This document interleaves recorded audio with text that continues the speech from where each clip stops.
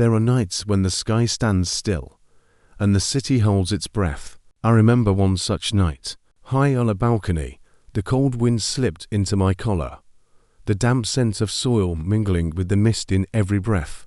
Above me stretched a sea of stars, brilliant, yet impossibly far. I stared for a long time, feeling as though the stars were whispering to each other, telling stories humanity had never heard or had long forgotten.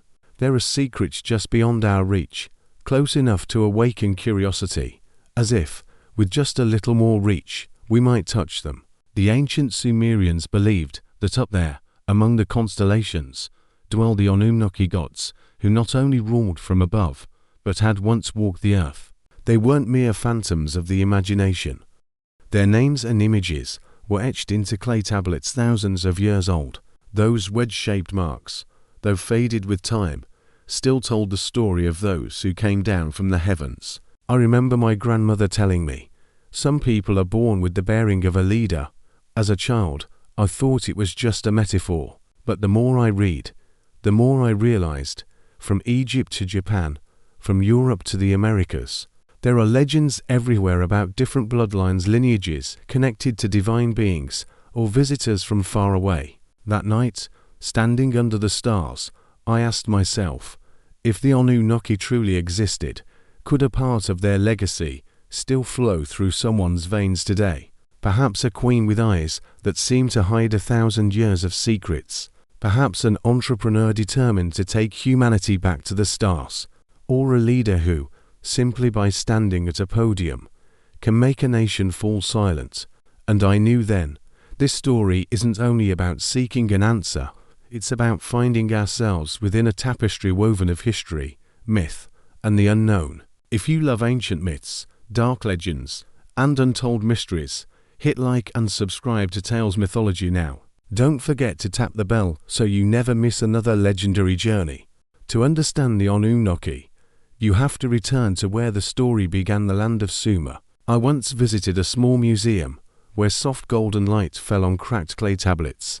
The wedge-shaped cuneiform signs were like earthen stars, arranged to preserve the memory of an age long past.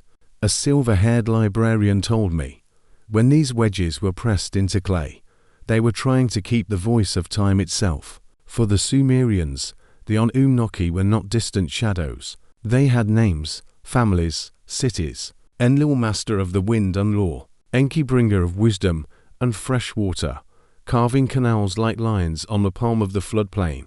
Back then, power wasn't only in armies or gold, it lay in the ability to read the sky and guide the rivers. Whoever controlled water controlled the harvest and the hearts of the people. I recall a farmer I met while walking along an ancient canal. Water is the vein. Whoever holds the vein holds life. For the Sumerians, the Anunnaki were the masters of the world's veins.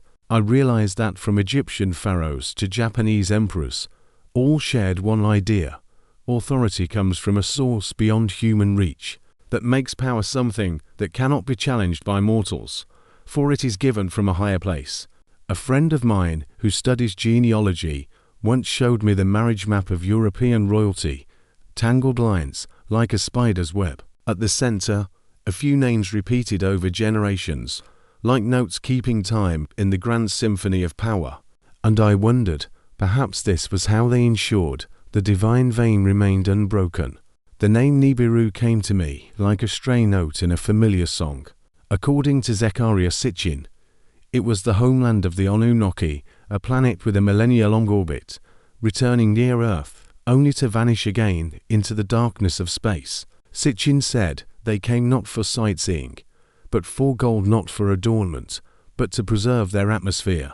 But mining gold was laborious, even for them, and they chose a bold solution: create humanity. In my mind, I see an ancient laboratory, soft green-blue light from glowing crystals, a large stone table with an incomplete human form upon it. Long, deft hands manipulate glowing strands of DNA, a musician tuning strings.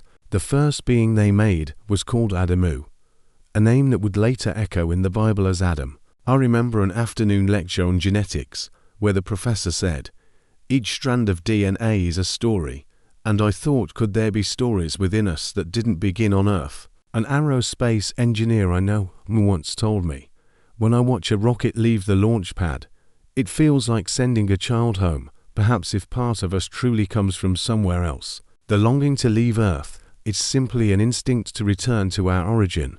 There are secrets not locked in vaults or hidden underground, they rest in our blood. I understood this more clearly when a doctor friend told me about the Rh-negative blood type. Sometimes, Rh-negative mothers carrying Rh-positive babies face a biological incompatibility, as if the body recognizes the child as carrying an unfamiliar signal and reacts. Science explains it clinically, but to me, it felt like a powerful metaphor, a fragile, invisible boundary that could decide life or death. This led me to the Pyrenees, home of the Basque people. Their language stands alone, unrelated to any other in the world. The rate of Rh-negative blood here is unusually high. Walking the cobblestone streets, I saw calm, proud eyes as if each person was a gatekeeper to an ancient secret. And then I thought of European royalty. In history, intermarriage wasn't just politics, it was an effort to keep the original blood pure. A genealogist friend showed me the intricate web of noble marriages, complex and tangled, yet all leading back to a few central names. He said, "These are the nodes. Remove one, and the network shakes." If the Anunnaki theory were true, preserving bloodlines wouldn't just be about power. It would be about preserving a fragment of something not from Earth. Real or not, I can't shake the image of passed-down objects, from an old silver brooch to an ancient title as symbolic blood vessels running through centuries. As a child, I loved fairy tales of giants, but as I grew older, I realized they weren't confined to fantasy. From the Bible's Nephilim and Anakim, to the Paiute tribe's stories of red-haired giants burned in Nevada's Lovelock Cave, tales of towering beings appear everywhere. I once stood in a small Nevada museum, staring at a faded black and white photo of miners holding an enormous femur, so long they had to raise it over their heads. Real or not, stories like this don't disappear unless they touch something deep in our collective memory. In South America, at Machu Picchu, someone asked me, who lifted these stones? It wasn't a request for a scientific answer, it was a recognition that there may once have been a strength beyond what we know today. To some, giants are symbolic of overwhelming power. To others, they are evidence of hybrid children between humans and another species. Whether fact or legend, the image of giants stands like a marker, reminding us history might have been very different from what we were taught. Public power is the stage, the lights, the applause, but real power often lies underground, like a silent golden chain king generations. A diplomat once told me, "There are meetings you'll never read about in the news. There, handshakes end with promises between family." I pictured a vast network of families, interwoven between politics, business, and military. Looking at genealogies, I found surprising crosslinks. A U.S. president distantly related to European royalty, a tech billionaire tied to an ancient noble family. At a dinner in an old mansion, I saw oil portraits of ancestors all looking straight ahead, calm yet commanding. The host said, "Some are gone, but their names still open many doors."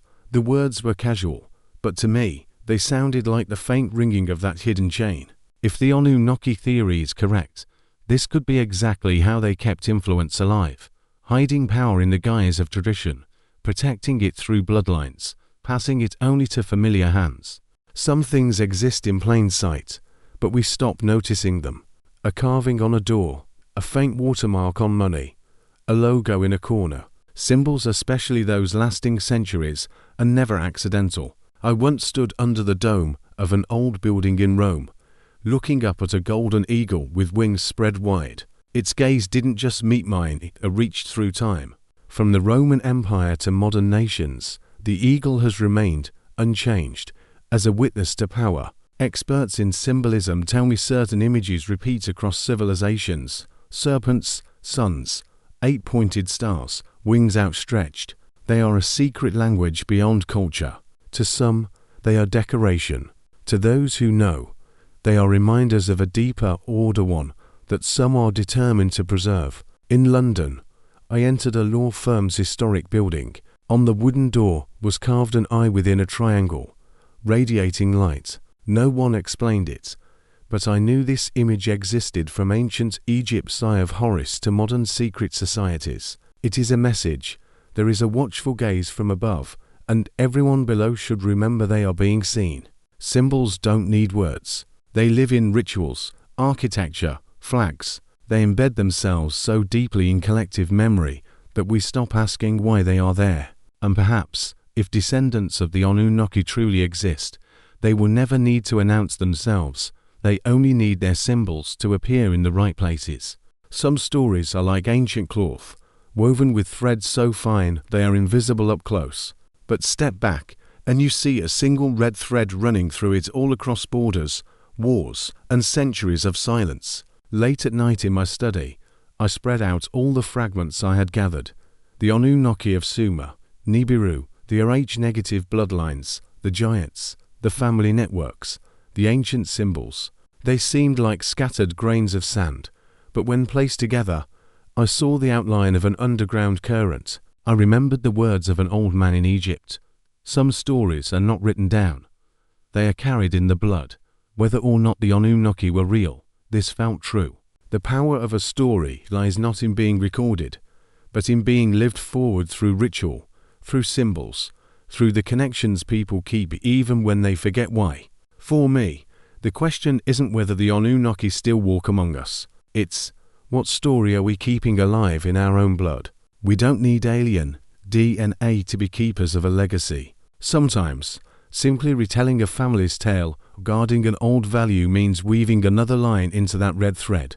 And perhaps, one night, when you look up at the stars, you'll see them arranged in a curve of red, a reminder that the story isn't over, and you are part of it. Thank you for joining Tales Mythology. If you enjoyed this story, like the video, share it with your friends, and subscribe to keep exploring mysterious legends from around the world. See you in the next adventure.